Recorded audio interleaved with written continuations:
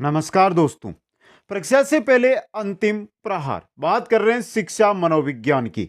20 में से 20 अंक हमें लेकर आने हैं दोस्तों एग्जाम के अंदर, और उसके लिए ये 145% आपको देखने बहुत ही जरूरी है, क्योंकि बार बार जो एग्जामों में प्रश्न पूछे जाते हैं वो 145% इस क्लास के अंदर रहेंगे, और हर एक टॉपिक है उसके क्वेश्चन इसमें रहने वाले हैं। इसलिए सभी साथी अंत तक बने रहें। एक बार वीडियो को लाइक शेयर, और जो नए साथी जुड़ रहे हैं वो चैनल को सब्सक्राइब करें। पहला क्वेश्चन आपकी स्क्रीन पे।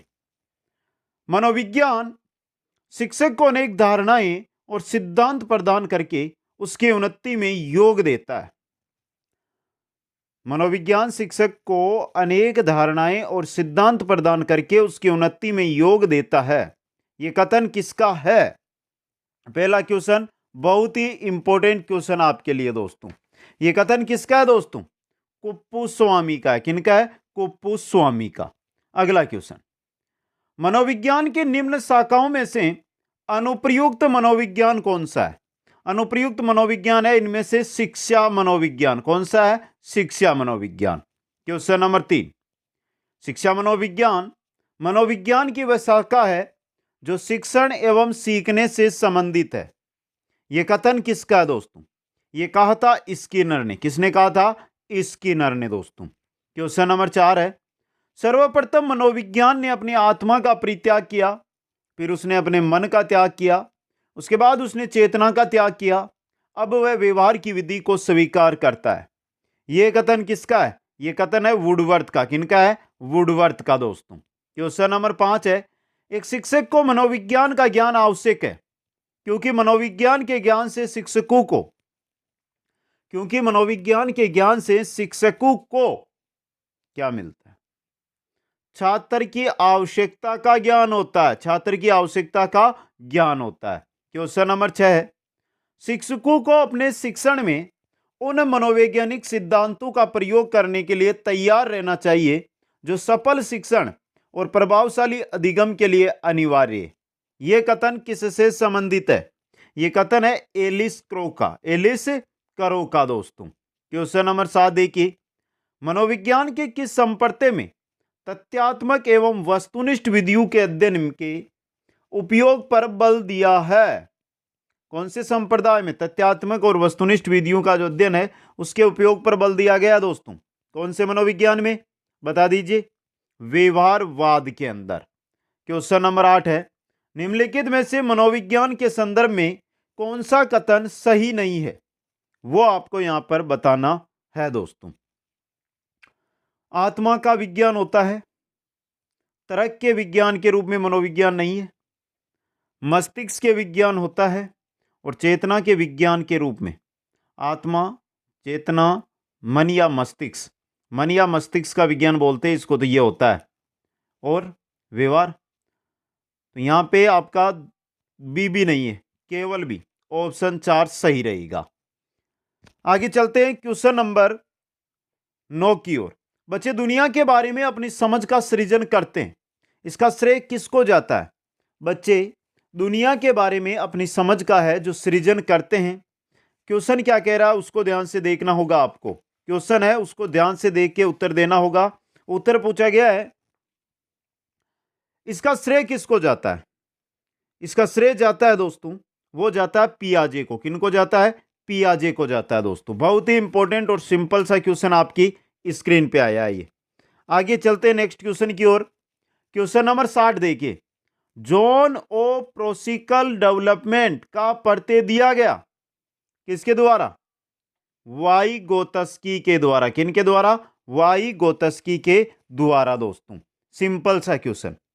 क्वेश्चन नंबर 11 नंबर देखिए, वाई गोत्स्की के सामाजिक सांस्कृतिक सिद्धांत के अनुसार, वाई गोत्स्की का है सामाजिक सांस्कृतिक सिद्धांत, उसके अनुसार संस्कृति और भाषा विकास में महत्वपूर्ण भूमिका निभाते हैं।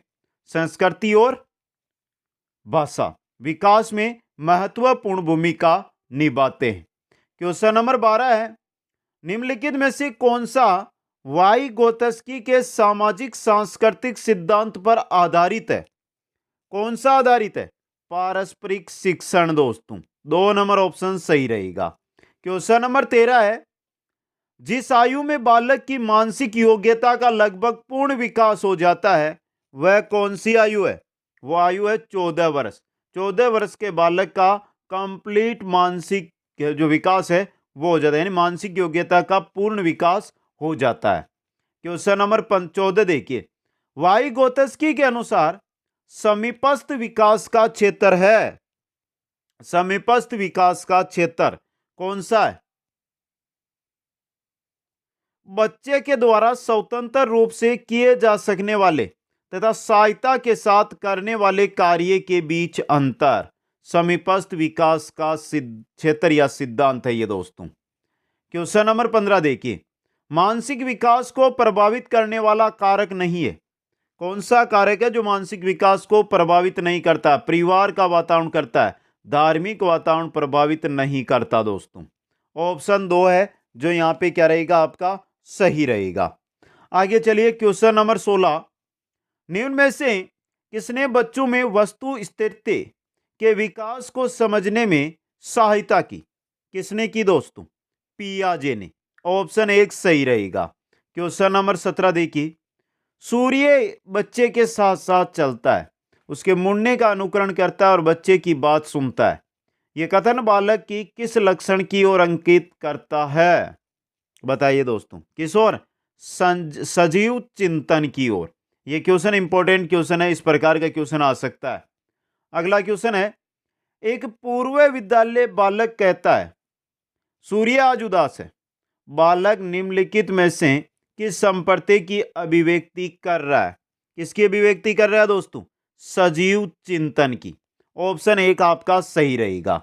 क्वेश्चन नंबर 19 है, मूर्त संक्रियात्मक अवस्था है, कौन सी है?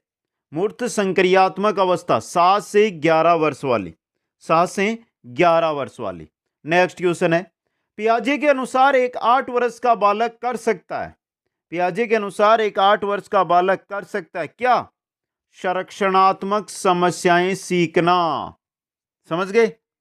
अगला क्वेश्चन, क्वेश्चन नंबर 21 है, पियाजे के सिद्धांत के अनुसार कौन सी अवस्था में बच्चे में उस चिंतन का विकास होता है जिसमें उत्कर्मणीयता होती है?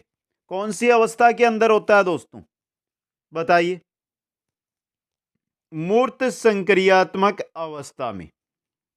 क्वेश्चन नंबर 22 में चलिए, निर्जीव वस्तु को सजीव गुण देने वाली प्रकृति को पियाजे ने क्या नाम दिया? क्या नाम दिया था? सजीव चिंतन। क्या नाम दिया था? सजीव चिंतन नाम दिया था दोस्तों। क्वेश्चन नंबर 23, वाइगोत्स्की बच्चों के सीखने में निम्नलिखित में से किस कारक की महत्वपूर्ण भूमिका पर बल देते हैं? वाइगोत्स्की बच्चों के अंदर सीखने में जो कौन सा कारक है उस पर महत्वपूर्ण उसकी भूमिका पर बल देते हैं दोस्तों। किस कारक की महत्वपूर्ण भूमिका पर? सामाजिक की दोस्तों। क्वेश्चन नंबर 24 है, बालक की सोच अमूर्तता की अपेक्षा मूर्त अनुभव एवं प्रत्यु से होता है, यह कौन सी अवस्था होती है? यह होती है 7 से 12 वर्ष की अवस्था।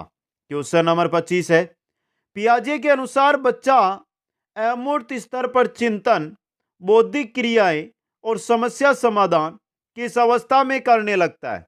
किस अवस्था के अंदर? औपचारिक संक्रियात्मक अवस्था 11 से 16 वर्ष की जो अवस्था होती है उसके अंदर करने लगता है। तो ये क्वेश्चन भी आपके लिए क्या रह सकता है? इंपॉर्टेंट रह सकता है दोस्तों। वैसे हर एक क्वेश्चन हमारा इंपॉर्टेंट यहां पर आपके लिए आएगा, कोई दिक्कत नहीं है, आप एक एक क्वेश्चन को देखते जाइए दोस्तों। आगे चले हम नेक्स्ट की ओर। नेक्स्ट क्वेश्चन आ रहा है आपका 26 नंबर।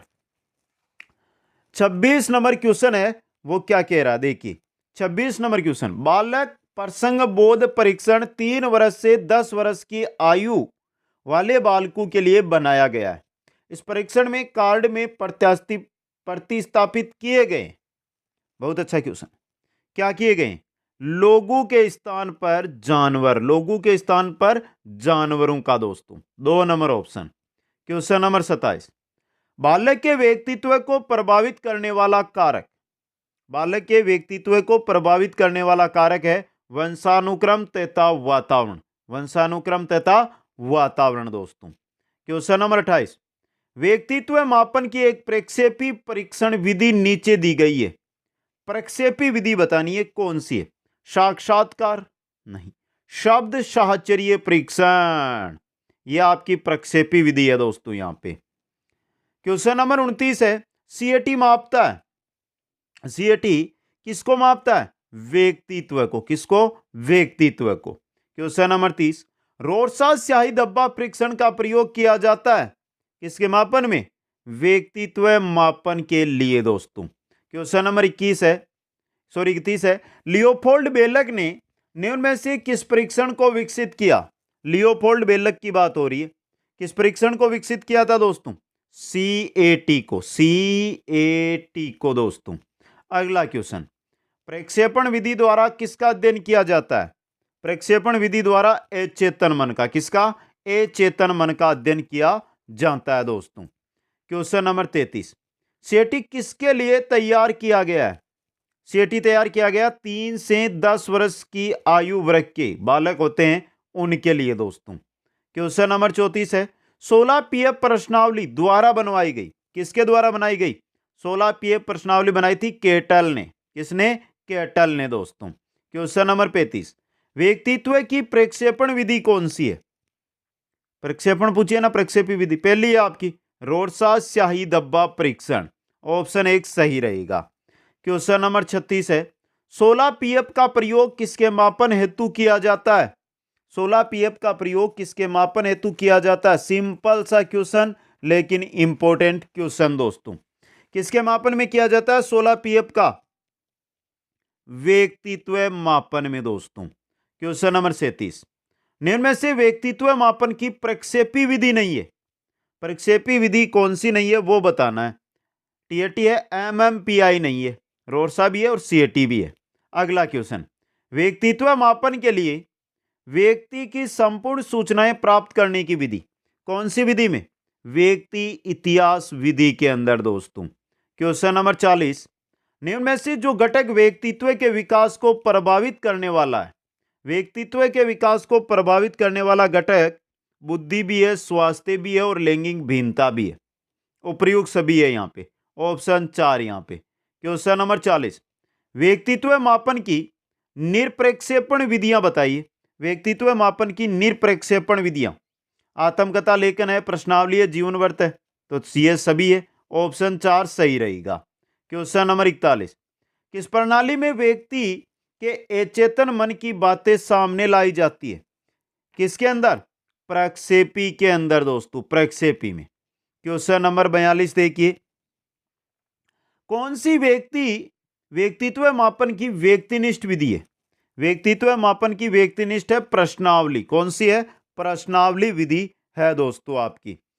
42 नंबर क्वेश्चन बहुत ही इंपॉर्टेंट क्वेश्चन आपके लिए रह सकता है दोस्तों, अभी मैं बोल रहा हूं ये, और अच्छा क्वेश्चन भी है वैसे। क्वेश्चन नंबर 43 की ओर अगर हम चलते हैं तो क्वेश्चन नंबर 43 आपकी स्क्रीन पे आया है, जेवीके बुद्धि सिद्धांत का प्रतिपादन किसने किया?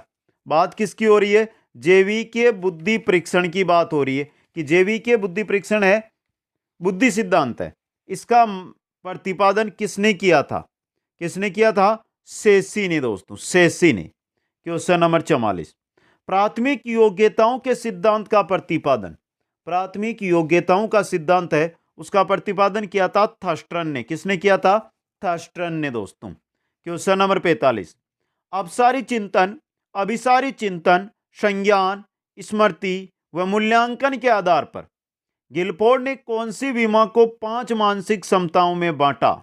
कौन सी विमा को? संक्रिया को दोस्तों। इंपॉर्टेंट क्वेश्चन ये। क्वेश्चन नंबर 46 देखिए, सेलोवी तथा मेयर ने सामयिक बुद्धि तत्वों को कितने भागों में बांटा? कितने में? 5 भागों के अंदर दोस्तों। Question number 47, frames of mind में बहुबुद्धि सिद्धांत प्रस्तुत किया। फ्रेम्स ऑफ माइंड में बहुबुद्धि सिद्धांत प्रस्तुत किया किसने? गार्डनर ने। किसने किया था? गार्डनर ने दोस्तों। क्वेश्चन नंबर 48 है, निम्न में से सामूहिक अशाब्दिक बुद्धि परीक्षण है? सामूहिक अशाब्दिक बुद्धि परीक्षण, ये रहा आर्मी बीटा टेस्ट। कौन सा है? आर्मी बीटा टेस्ट है दोस्तों। क्वेश्चन 49 है, निम्न में से भविष्य कथन में अधिक मददगार है? भविष्य कथन के बारे में, भविष्य के बारे में अधिक मददगार है अभिक्षमता। कौन है? अभिक्षमता दोस्तों। क्वेश्चन 50 है, बुद्धि के ड्रॉ ए मैन परीक्षण के निर्माता थे, कौन थे? गुडेनफ। ड्रॉ ए मैन परीक्षण के निर्माता गुडेनफ थे दोस्तों। क्वेश्चन 51, बुद्धिलब्धि संप्रत्यय का जन्म कब हुआ? बुद्धिलब्धि संप्रत्यय इसका जन्म हुआ था 1912 स्टर्न के द्वारा दोस्तों। नेक्स्ट है, केटेल के बुद्धि सिद्धांत में ठोस बुद्धि का निर्धारण होता है किसके द्वारा? अर्जित तथ्यात्मक ज्ञान के द्वारा। अर्जित तथ्यात्मक ज्ञान के द्वारा। इंपॉर्टेंट है ये क्वेश्चन। क्वेश्चन 53, प्रस्तुत दशाओं में परिवर्तन हेतु सुझाव देने की योग्यता गिलफोर्ड के प्रज्ञा संरचना सिद्धांत में कहलाती है, क्या कहलाती है? रूपांतरण। क्या कहलाती है? रूपांतरण। क्वेश्चन 54, 11 वर्षीय बालक जिसकी मानसिक आयु 10 वर्ष है किस श्रेणी में आएगा? मानसिक आयु 11 वर्षीय बालक है। अब यहां पे देखिए, मानसिक आयु बटा वास्तविक आयु इंटू 100, मानसिक आयु बटा वास्तविक आयु इंटू 100। अब देखिए आप यहां पे जो आपका है, क्या 1000 के अंदर 11 का भाग देंगे तो कितने बार जाएगा? बता दीजिए दोस्तों, कितने बार जाएगा? 90 के आसपास जाएगा, 91 के आसपास चला जाएगा, लगभग 91। तो कैसी हो जाएगी? बताइए कैसी होगी? औसत बुद्धि होगी दोस्तों। अगला क्वेश्चन, 0 से 25 बुद्धिलब्धि को कहते हैं, 0 से 25 बुद्धिलब्धि को क्या कहते हैं दोस्तों? जड़ बालक। क्या कहते हैं? जिस बालक की बुद्धिलब्धि 0 से 25 के बीच होती है उसे जड़ बालक कहा जाता है। क्वेश्चन 56, एक 12 वर्षीय बालक की मानसिक आयु 10 वर्ष है तो वो किस श्रेणी में आएगा? बता दीजिए किस श्रेणी में आएगा। आपको समय दिया जा रहा है, तब तक मैं पानी पी लेता हूं।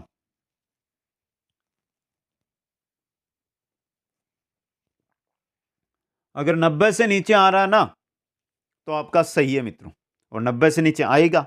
11 का भाग दिया था तो 91 के आस पहुंचा था, यहां तो 12 का दे रहे हैं, 90 से नीचे आएगा, मतलब मंद बुद्धि है वो।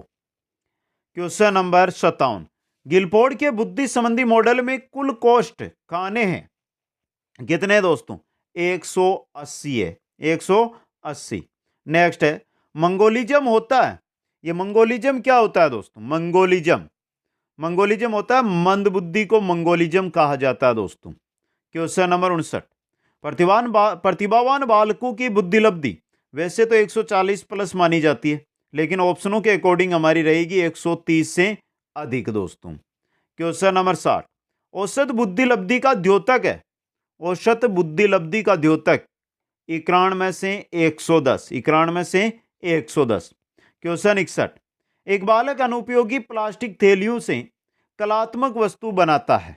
एक बालक है, अनुपयोगी जो प्लास्टिक की थैलियां हैं उनसे कलात्मक वस्तुएं बना रहा है, निर्माण कर रहा है, तो ये क्या दर्शा रहा है दोस्तों? क्या दर्शा रहा है? ये सृजनशीलता को दर्शा रहा है दोस्तों। बहुत ही इंपॉर्टेंट और अच्छा क्वेश्चन आपके लिए ये बन सकता है। आगे चले दोस्तों नेक्स्ट क्वेश्चन की ओर। क्वेश्चन आ रहा है आपका 62 और बहुत ही अच्छा क्वेश्चन है ये। मैं अपनी चाबियां मेरे टेलीफोन के पास की खूंटी पर टांगता हूं। मैं अपनी चाबियां मेरे टेलीफोन की खूंटी है उसके पास में टांगता हूं। अब आगे देखिए क्वेश्चन आगे बनेगा, ये अच्छा क्वेश्चन है और आया हुआ क्वेश्चन है ये, के पास की खूंटी पर टांगता हूं दोस्तों, लेकिन अब मैंने चाबियां रखने की जगह बदल दी, फिर भी मैं चाबियां लेने खूंटी के पास जाता हूं। किसका उदाहरण है ये? उदाहरण किसका है ये आपसे यहां पर पूछा जा रहा है दोस्तों। किसका है? अनुबंधन का उदाहरण है, उस जगह से आपका अनुबंधन हो गया है। नेक्स्ट क्वेश्चन, एक अधिगमित प्रक्रिया का कर्मिक लुप्त होना कहलाता है। एक अधिगमित प्रक्रिया है उसका कर्मिक लुप्त होना विलोपन कहलाता है। क्या कहलाता है? विलोपन। नेक्स्ट क्वेश्चन, एक बच्चे को लाल गुलाब का कांटा चुभ गया जिससे उसे काफी चोट पहुंची। आगे चलकर वह लाल पोशाक या लाल किसी भी चीज को देखकर डरने लगता है या लगी। यह किसका उदाहरण है दोस्तों? यह उदाहरण है उद्दीपक सामान्यीकरण का। उद्दीपक सामान्यीकरण का दोस्तों। बहुत ही इंपॉर्टेंट क्वेश्चन ये आपके लिए बन सकता है दोस्तों। यहां से आगे चलते हैं नेक्स्ट क्वेश्चन की ओर। संबंधवाद या साचर्यवाद के सिद्धांत ने कौन सा बंध संबंधित है? कौन सा बंध है दोस्तों? उद्दीपक व अनुक्रिया दोस्तों। 4 नंबर ऑप्शन। क्वेश्चन नंबर 66 देखिए, बार बार दोहराने से अधिगम को बढ़ावा मिलता है। किस नियम से इसकी पुष्टि होती है? किस नियम से? अभ्यास के नियम से दोस्तों। नेक्स्ट है, किसी क्रिया को बार बार दोहराने से उसका संबंध दृढ़ हो जाता है। उक्त कथन थोरनडाइक के किस नियम से संबंधित है? किससे है? अभ्यास के नियम से। सेम ही क्वेश्चन है ऊपर वाला और ये। अगला क्वेश्चन, थोरनडाइक के सीखने का मुख्य नियम है इनमें से, मुख्य नियम है इन पे प्रभाव का नियम। ये रहा पहला ही नियम है दोस्तों। क्वेश्चन 69, छात्रों की निष्पत्ति निर्भर करती है। छात्रों की निष्पत्ति निर्भर करती है किस पर? स्वप्रत्यय, बुद्धि, अभिरुचि और अभिप्रेरणा पर। ऑप्शन 2 सही रहेगा। क्वेश्चन 70, निम्नलिखित में से कौन सा अधिगम का मुख्य नियम नहीं है? जैसा कि थोरनडाइक ने अपनी पुस्तक एजुकेशन साइकोलॉजी में दिया। कौन सा? तैयारी का नियम, अभ्यास का नियम और प्रभाव का नियम है। ये बहु प्रतिक्रिया का नियम, गौण नियम है दोस्तों। 5 गौण नियम बताए थे ना, उनमें से। क्वेश्चन 71, थोरनडाइक ने सीखने के 3 मुख्य नियमों के अतिरिक्त कितने गौण नियम बताए? 5 गौण नियम बताए। कितने? 5 गौण नियम। नेक्स्ट क्वेश्चन, उद्दीपक अनुक्रिया बंध कहते हैं। उद्दीपक अनुक्रिया बंध अधिगम की प्रक्रिया के दौरान उद्दीपक तथा अनुक्रिया के बीच बंधन अथवा संबंध बनते हैं, उसी को एसआर बॉन्ड कहते हैं दोस्तों। क्वेश्चन नंबर 73, उद्दीपन एवं अनुक्रिया में बंध स्थापित होना ही अधिगम है। यह किस अधिगम सिद्धांत पर आधारित है? किस पर है? प्रयास एवं त्रुटि का जो सिद्धांत है उस पर आधारित है दोस्तों। नेक्स्ट क्वेश्चन, किसी क्रिया को बार बार दोहराने से उसका संबंध दृढ़ हो जाता है। उक्त कथन थोरनडाइक के किस नियम से संबंधित है? ये पहले भी हमने देख लिया, रिपीट हो गया। ये क्वेश्चन समझ आते हैं अभ्यास के नियम से दोस्तों। क्वेश्चन नंबर 75, एक बच्चा अतीत के समान परिस्थिति में की गई अनुक्रियाओं के आधार पर नई स्थिति के प्रति अनुक्रिया करता है। यह किससे संबंधित है? यह किससे? सीखने का सादृश्यता नियम है, उससे संबंधित है दोस्तों।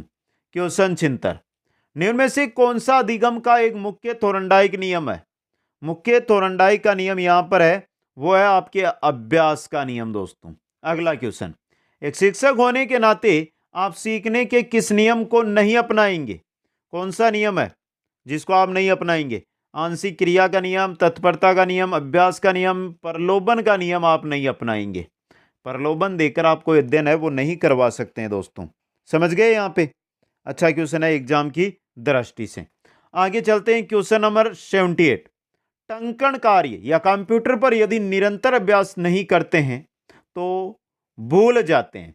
ये किस सिद्धांत के अनुसार है? किस सिद्धांत के अनुसार है? थोरनडाइक के प्रयास एवं त्रुटि के सिद्धांत के अनुसार दोस्तों। ऑप्शन 4 यहां पे सही रहेगा। अगला क्वेश्चन, क्वेश्चन नंबर 79, देखते हैं इसमें क्या होता है।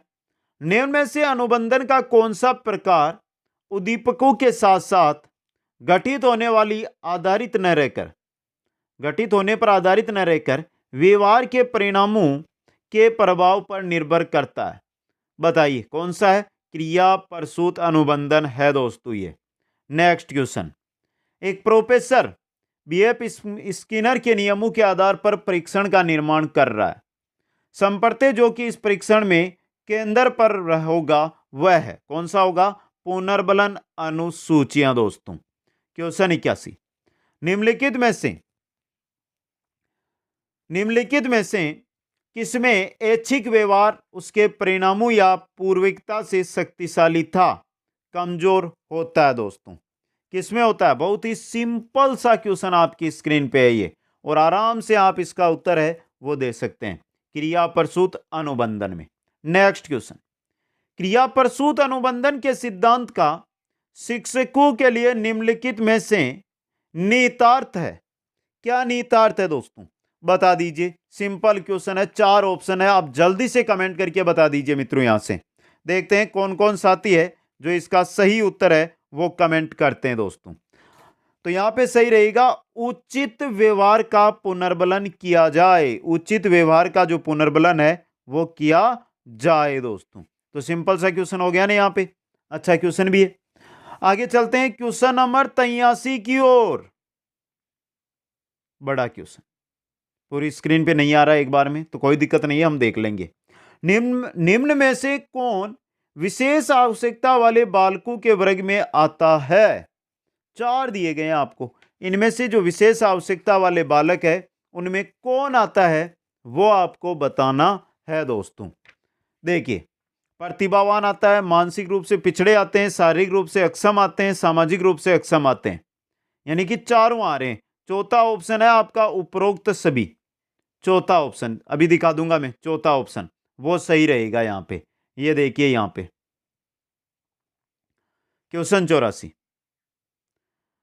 मनोविज्ञान में सर्वप्रथम किसने व्यक्तिगत भिन्नता का समर्थन किया था? मनोविज्ञान में सर्वप्रथम व्यक्तिगत भिन्नता का समर्थन किसने किया था? गाल्टन ने दोस्तों। किसने किया था? गाल्टन ने। नेक्स्ट क्वेश्चन है, व्यक्तिगत भिन्नताओं के लिए किन परीक्षणों का उपयोग किया जाता है? व्यक्तिगत भिन्नताओं के लिए किन परीक्षणों का उपयोग है जो किया जाता है दोस्तों? बता दीजिए आराम से, कोई दिक्कत नहीं है, सिंपल सा क्वेश्चन है। किन परीक्षणों का उपयोग किया जाता है? बुद्धि व उपलब्धि परीक्षण का, विशिष्ट अभिक्षमता परीक्षण का, व्यक्तित्व व संवेग परीक्षण का, उपयुक्त सभी परीक्षणों का। 4 नंबर ऑप्शन है जो यहां पे सही रहेगा।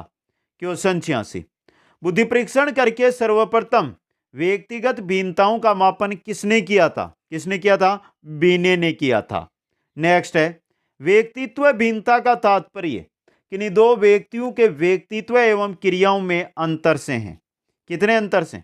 100% सही चीज है, ये एकदम सही कहा गया दोस्तों। ये क्वेश्चन नंबर 88 में चलिए, जब नियम भंग में कानून तोड़ने का दोष शामिल होता है तो उसे क्या कहते हैं?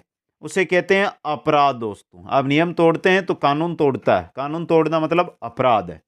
अगला क्वेश्चन, यदि एक बालक अपनी कक्षा से एक स्तर नीचे का औसत कार्य नहीं कर पाता है तो वह बालक कैसा है? वह बालक पिछड़ा बालक है दोस्तों। कैसा है? पिछड़ा बालक। नेक्स्ट क्वेश्चन, एक व्यक्ति का दूसरे व्यक्ति से अंतर एक सार्वभौमिक घटना जान पड़ती है। यह कथन किसका है? यह कथन है टाइलर का। किसका है? टाइलर का दोस्तों। नेक्स्ट क्वेश्चन की ओर चलते हैं। क्वेश्चन नंबर 91, मानसिक विभिन्नताओं का मापन किया जाता है। मानसिक विभिन्नताओं का मापन बुद्धि परीक्षण से। किसके द्वारा? बुद्धि परीक्षण के द्वारा। अगला क्वेश्चन, एक बालक जो अन्य विषयों में सामान्य जबकि गणित में बहुत कम उपलब्धि रखता है, ऐसे बालक को किस श्रेणी में रखा जाएगा? किस में रखा जाएगा? पिछड़े बालक की श्रेणी में। क्वेश्चन नंबर 193 है, बाल अपराधियों की आयु होती है कितनी? 18 वर्ष से कम दोस्तों, बाल अपराधी। नेक्स्ट है, जिन बालकों की शैक्षिक उपलब्धि अपनी आयु के अन्य बालकों में निम्न रहती है कहलाता है। जिन बालकों की शैक्षिक उपलब्धि अपने आयु के अन्य बालकों में निम्न रहती है, क्या कहा जाता है उनको? पिछड़ा बालक कहा जाता है दोस्तों। नेक्स्ट क्वेश्चन में चलते हैं हम। एक बच्चा जिसकी उपलब्धि 6ठी कक्षा तक अच्छी थी, 7वीं कक्षा में उसकी उपलब्धि बहुत कम रहने लग गई, वह बालक है कैसा है? शैक्षिक दृष्टि से पिछड़ा हुआ है दोस्तों। क्वेश्चन नंबर 96, अध्यापक द्वारा निरीक्षण के माध्यम से प्रतिभाशाली बालक की पहचान निम्न में से किस कारण कठिन है दोस्तों? किस कारण कठिन है? बहुत ही अच्छा क्वेश्चन है ये। निरीक्षण द्वारा भावनात्मक समस्या से ग्रसित प्रतिभाशाली की पहचान अध्यापकों द्वारा नहीं हो सकती। यह रहा आपका ऑप्शन 3 यहां पे। क्वेश्चन 97, व्यक्तिक विभिन्नता के आधार पर पार्कहर्स्ट ने बालकों के लिए शिक्षा पद्धति कौन सी दी? कौन सी दी? डाल्टन प्लान दोस्तों। क्वेश्चन आ रहा आपका 98, निःशक्त बालकों की शिक्षा के लिए प्रावधान किया जा सकता है। निःशक्त बालकों की शिक्षा के लिए समावेशित शिक्षा के द्वारा। समावेशित शिक्षा के द्वारा दोस्तों। क्वेश्चन 99, व्यक्तिगत विभिन्नताओं से संबंधित कौन सा कथन सही है? जो सही है वो आपको यहां पर बताना है। पहला, यदि विद्यार्थियों का बुद्धि स्तर समान है तब भी उपलब्धि में विभिन्नता हो सकती है। पहला सही है आपका यहां पे, समझ गए? क्वेश्चन नंबर 100, प्रतिभाशाली होने का संकेत नहीं है। क्या नहीं है? व्यक्तित्व में नवीनता, जिज्ञासा, सृजनात्मक विचार, दूसरों के साथ झगड़ना प्रतिभाशाली होने का संकेत नहीं है। कौन सा नहीं है दोस्तों? दूसरों के साथ झगड़ना, चौथे वाला, ऑप्शन 4 सही रहेगा। क्वेश्चन नंबर 101, डिसलेक्सिया कहते हैं, किसको कहते हैं? पढ़ने में कठिनाई को दोस्तों। क्वेश्चन नंबर 102, कौन सी विकृति अधिगम अक्षमता का एक प्रकार है? अधिगम अक्षमता का प्रकार है यहां पर डिसलेक्सिया। नेक्स्ट क्वेश्चन है, अनिल का बुद्धि परीक्षण अंकित करता है कि वह औसत से अधिक बुद्धिमान है। हालांकि पढ़ने, वृत्तनी, सामाजिक विज्ञान और विज्ञान में उसके ग्रेड बहुत कम है। उसके गणित के ग्रेड काफी अधिक है और उसके लेखन कौशल पर्याप्त है। अनिल में सबसे अधिक संभावना की है। किसकी सर्वाधिक संभावना है दोस्तों? डिसलेक्सिया की। अगला क्वेश्चन, क्वेश्चन नंबर 104, डिसलेक्सिया का अर्थ क्या होता है? डिसलेक्सिया का अर्थ होता है पठन विकार। क्या होता है? पठन विकार दोस्तों। नेक्स्ट है, एडीएचडी का पूर्ण रूप क्या है? एडीएचडी का पूर्ण रूप पूछा गया, क्या है? Attendance deficit hyper activity disorder. बहुत ही इंपॉर्टेंट क्वेश्चन है ये, ऑप्शन 3 यहां पे सही रहेगा। क्वेश्चन नंबर 106, गत्यात्मक कौशल में अधिगम की अक्षमता को कहा जाता है। गत्यात्मक कौशल में जो अधिगम की अक्षमता है उसको कहा जाता है, क्या कहा जाता है? डिस्कैलकुलिया, डिसलेक्सिया, डिस्फेसिया, तीनों ही नहीं, उपरोक्त में से कोई नहीं, ऑप्शन 4 यहां पे। क्वेश्चन नंबर 107 है, डिस्ग्राफिया संबंधित किससे होता है? डिस्ग्राफिया लेखन संबंधी समस्या से। क्वेश्चन नंबर 108, संप्रेषण संबंधी अक्षमता क्या कहलाती है? संप्रेषण संबंधी अक्षमता कहलाती है डिस्फेजिया। क्या कहलाती है? डिस्फेजिया कहलाती है दोस्तों। बहुत ही सिंपल और छोटा सा क्वेश्चन, आराम से आप हर एक क्वेश्चन का यहां पर उत्तर दे रहे हैं, कोई दिक्कत नहीं है दोस्तों। इसी प्रकार आप आगे बढ़िए। क्वेश्चन नंबर 9 की ओर, कौन सा जन्मजात है? कौन सा जन्मजात है वो आपको यहां पर बताना है दोस्तों। कौन सा है जो जन्मजात है? यहां पर अभिप्रेरणा, रुचि, अभिक्षमता और अभिवर्ती। अभिक्षमता जन्मजात है, रुचि तो बदलती रहती है ना। क्वेश्चन नंबर 110, फ्राइड जीवन की प्रवृत्ति को क्या कहते हैं? क्या कहते हैं? इरोज। क्या कहते हैं? इरोज कहते हैं दोस्तों। नेक्स्ट क्वेश्चन, अधिकार की भावना का संबंध किस मूल प्रवृत्ति से है? अधिकार की भावना का संबंध किससे है दोस्तों? अर्जन से, अर्जन से। नेक्स्ट है आपका, मोटिवेशन शब्द की उत्पत्ति किस लैटिन शब्द से हुई है? किससे हुई है? मोटिव से। किससे? मोटिव से या मोवेर से हुई है? ये क्वेश्चन बता दीजिए थोड़ा सा। मोटिवेशन मोवेरे से हुई है, याद रखना, बहुत अच्छा क्वेश्चन है ये। अगला क्वेश्चन, किसने आवश्यकताओं को एक पिरामिड के रूप में समझाया? किसने समझाया था? ए मेस्लो ने। ए मेस्लो ने। अगला क्वेश्चन, अभिप्रेरणा को अधिगम का सर्वोच्च राजमार्ग किसने बताया? किसने बताया था दोस्तों? स्किनर ने बताया था। क्वेश्चन नंबर 115 है, मेस्लो ने सर्वोच्च आवश्यकता किसे माना? मेस्लो ने सर्वोच्च आवश्यकता माना आत्म सिद्धि को। किसको? आत्म सिद्धि को। क्वेश्चन नंबर 16, स्वयं यथार्थीकरण का सिद्धांत किसने दिया था? किसने दिया था? मेस्लो ने दोस्तों। क्वेश्चन नंबर 17, पुरस्कार व दंड कौन से प्रेरक है? पुरस्कार और दंड है कृत्रिम प्रेरक। कैसे हैं? कृत्रिम है दोस्तों। अगला क्वेश्चन है आपका, अर्जित अभिप्रेरणाएं क्या कहलाती है? अर्जित अभिप्रेरणाएं कहलाती है सामाजिक। सामाजिक, समाज में ही तो अर्जित करते हैं ना, तो सामाजिक दोस्तों। क्वेश्चन नंबर 19, आंतरिक प्रेरक है यहां पर, आदत नहीं, अनुकरण, प्रशंसा, सफलता, अनुकरण है जो आंतरिक है यहां पे। अगला क्वेश्चन, संतुलित शारीरिक अवस्था समस्थिति का संबंध किस प्रकार के प्रेरकों से है? किस प्रकार के से हैं? जैविक से दोस्तों। क्वेश्चन नंबर 21 में चलिए, एटकिंसन के अनुसार उपलब्धि अभिप्रेरणा का मापन किससे किया जाता है? उपलब्धि अभिप्रेरणा का मापन किया जाता है टीएटी से। टीएटी से दोस्तों। बहुत ही अच्छा क्वेश्चन। क्वेश्चन नंबर 22, निम्न में से कौन अभिप्रेरणा का पक्ष नहीं है? यहां पर अभिप्रेरणा का पक्ष कौन सा नहीं है दोस्तों? चलिए देखते हैं। आवश्यकता है दबाव नहीं है, दबाव अभिप्रेरणा का पक्ष नहीं है दोस्तों। क्वेश्चन नंबर 23, क्रिया को प्रारंभ करने, जारी रखने तथा नियंत्रित करने की प्रक्रिया क्या कहलाती है? अभिप्रेरणा कहलाती है। क्या कहलाती है? अभिप्रेरणा। क्वेश्चन नंबर 24, अधिगम सर्वोत्तम होगा, अधिगम सर्वोत्तम होगा जब अभिप्रेरणा होगी, जब अभिप्रेरणा होगी दोस्तों। क्वेश्चन नंबर 25, निम्न में से कौन सा तत्व है अभिप्रेरणा से संबंधित नहीं है? कौन सा तत्व है जो अभिप्रेरणा से संबंधित नहीं है? आवश्यकता है, अंतर्नोद है, प्रेरणा है, मूल प्रवृत्ति नहीं है दोस्तों। तो ऑप्शन 1 आपका यहां पे क्या रहेगा? सही रहेगा। तो मित्रों क्वेश्चन आप देख रहे हैं ना, अभी क्वेश्चन बाकी है 20 क्वेश्चन। क्वेश्चन कैसे लग रहे हैं ये एक बार आप कमेंट करके बता दीजिए मेरे को। क्वेश्चन है वो आपको कैसे लग रहे हैं, फटाफट कमेंट करके बताना है दोस्तों कि आज के क्वेश्चन आपको कैसे लगे दोस्तों। हर एक क्वेश्चन जो लेकर आया हूं यहां पे वो आपके अकॉर्डिंग लेकर आया हूं, आपके लिए लेकर आया हूं दोस्तों। तो इसलिए आपको डरने की जरूरत नहीं है, आराम से आपको क्वेश्चन है वो देखते हुए आगे बढ़ना है दोस्तों। यहां से मैं एक समा आपसे चाहना चाहूंगा क्योंकि 125 से सीधा 127 नंबर क्वेश्चन आ रहा है जो है हमारी टाइपिंग मिस्टेक। समझ गए? ये रहा। छात्र के सामान्य व्यवहारों के अध्ययन के लिए निम्नांकित में से किस प्रणाली का प्रयोग सही है? 4 प्रणाली हम, लेकिन ऑप्शन ऊपर नीचे हैं।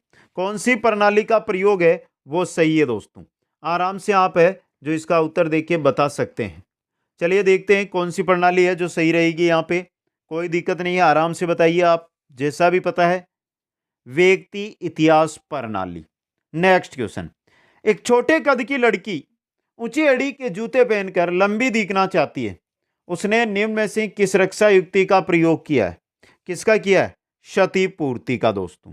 अगला क्वेश्चन, निम्न में से कौन सा मेल सही नहीं है? अंतर्मुखी स्वयं अपने में रहना, प्रक्षेपण अपनी गलती दूसरों पर डालना, युक्तिकरण अपना गुस्सा दूसरों पर उतारना, प्रतिगमन पुरानी आदतों में लौटना। यह तीसरा सही नहीं है यहां पे। अगला क्वेश्चन, एक विकलांग बालक अत्यधिक परिश्रम करके कक्षा में प्रथम आने का प्रयास करता है, इसे किस प्रतिरक्षण प्रणाली में रखेंगे? किस में रखेंगे? क्षतिपूर्ति के अंदर। नेक्स्ट क्वेश्चन है आपका, कुछ लोगों का कहना है कि जब बालकों को गुस्सा आता है तो वे खेलने के लिए चले जाते हैं, जब तक पहले से अच्छा महसूस नहीं करते हैं। उनके व्यवहार में निम्नलिखित में से कौन सा प्रतिरक्षा तंत्र प्रतिलक्षित है दोस्तों? कौन सा है दोस्तों? विस्थापन। 2 नंबर ऑप्शन सही रहेगा। अगला क्वेश्चन, एक छोटा बालक जिसे उसके एक साथी ने पीटा है, घर लौटने पर उसके छोटे भाई को लात लगाता है। यह बालक जो प्रतिरक्षा युक्ति उपयोग कर रहा है कौन सी है दोस्तों? कौन सी है? विस्थापन। अपनी गलती दूसरे पर निकाल रहा है। नेक्स्ट क्वेश्चन, बच्चे की जिज्ञासा शांत करनी चाहिए, बच्चे की जिज्ञासा शांत करनी चाहिए तत्काल, जब विद्यार्थी द्वारा जिज्ञासा की गई हो दोस्तों। सबसे इंपॉर्टेंट चीज है तत्काल यहां पे। 4 नंबर ऑप्शन। अगला क्वेश्चन है, अवचेतन से प्रयुक्त व्यू रचना जो अहम को दुश्चिंता से बचाती है, अहम को दुश्चिंता से बचाती है, क्या कहलाती है? क्या कहलाती है? रक्षा युक्ति कहलाती है। क्वेश्चन 135, एक व्यक्ति जो अपने आप को एक कमरे में बंद कर लेता है और किसी से मिलने या बात करने से मना कर देता है, वह युक्ति काम में ले रहा है। कौन सी युक्ति काम में ले रहा है? पलायन वाली दोस्तों। क्वेश्चन नंबर 136, डिफेंस मैकेनिज्म रक्षात्मक तंत्र का संबंध किससे होता है? किससे होता है दोस्तों? अचेतन मन से। नेक्स्ट है, भग्नाशा एवं मानसिक द्वंद्व के कारण है, भग्नाशा और मानसिक द्वंद्व के कारण जैविकीय एवं भौतिक कारक है, संवेगात्मक कारक है, सामाजिक कारक है, उपयुक्त सभी है। ऑप्शन 4 सही रहेगा। क्वेश्चन 138, कुसमायोजित व्यक्तित्व का लक्षण है, कुसमायोजित व्यक्तित्व का लक्षण मन व बुद्धि अस्थिर दोस्तों। ऑप्शन 2 सही रहेगा। नेक्स्ट है, भग्नाशा का अर्थ है किसी इच्छा या आवश्यकता में बाधा पड़ने से उत्पन्न होने वाला संवेगात्मक तनाव। यह कथन किनका है दोस्तों? यह कथन किनका है? गुड का है। किनका है? गुड का। नेक्स्ट क्वेश्चन, व्यक्ति के मानसिक तनाव को कम करने की प्रत्यक्ष विधि व्यक्ति के मानसिक तनाव को कम करने की प्रत्यक्ष विधि है बाधा दूर करना। कौन सी है? बाधा दूर करना। नेक्स्ट, एक समायोजित व्यक्ति की विशेषता नहीं है। एक समायोजित व्यक्ति है, उसकी विशेषता उत्तरदायित्व की स्वीकृति, उचित संवेगों का प्रदर्शन, व्यक्तिगत उद्देश्यों का प्रदर्शन। ये नहीं है दोस्तों। 3 नंबर ऑप्शन। दूसरों के साथ संबंध बनाने की योग्यता, ये भी है। अगला क्वेश्चन, व्यक्ति का कुसमायोजन प्रकट होता है, कब होता है दोस्तों? झगड़ालू प्रवृत्तियों में, पलायनवादी प्रवृत्तियों में, आक्रमणकारी के रूप में, उपयुक्त सभी के रूप में। 4 नंबर ऑप्शन सही रहेगा। नेक्स्ट क्वेश्चन है, निम्न में से कौन सा अच्छे मानसिक स्वास्थ्य का लक्षण नहीं है? कौन सा नहीं है दोस्तों? अनुकूलन क्षमता है, उत्साह है, जीवन मूल्यों एवं स्वयं के दर्शन की कमी। यह नहीं है आपका। 3 नंबर ऑप्शन यहाँ पे। क्वेश्चन नंबर 144 है, निम्न में से कौन सी समायोजन समस्याओं का सामना बौद्धिक रूप से प्रतिभाशाली विद्यार्थियों, अधिगमकर्ताओं को करना पड़ सकता है? किनको दोस्तों? उपलब्ध साथियों से श्रेष्ठता का भाव। ऑप्शन 1 यहाँ पे। क्वेश्चन नंबर 145, निम्न में से कौन सा अच्छे मानसिक स्वास्थ्य का लक्षण नहीं है? अच्छे मानसिक स्वास्थ्य का लक्षण वास्तविकता की अस्वीकृति। यह नहीं है आपका। 3 नंबर ऑप्शन। और ये थे 145 क्वेश्चन जो मैंने आपके सामने रखे। कमेंट आपको सच कमेंट करना है, एकदम सच और सही कमेंट करना है कि आज के क्वेश्चन आपको सही में कैसे लगे। सभी 100% छात्रों के कमेंट आने चाहिए। लाइक करना है मित्रों, शेयर करना है आपको और चैनल को सब्सक्राइब करना है। कोई भी जानकारी चाहिए तो यहां पर इंस्टाग्राम आईडी दिखाई दे रही है आपको, तो जाइए, जो भी मित्र यहां पर आए हैं इंस्टाग्राम पर भी हमारे साथ जुड़िए। वीडियो को लाइक शेयर, चैनल को सब्सक्राइब करें। आप सभी साथियों को बहुत बहुत धन्यवाद। जय हिंद, जय भारत।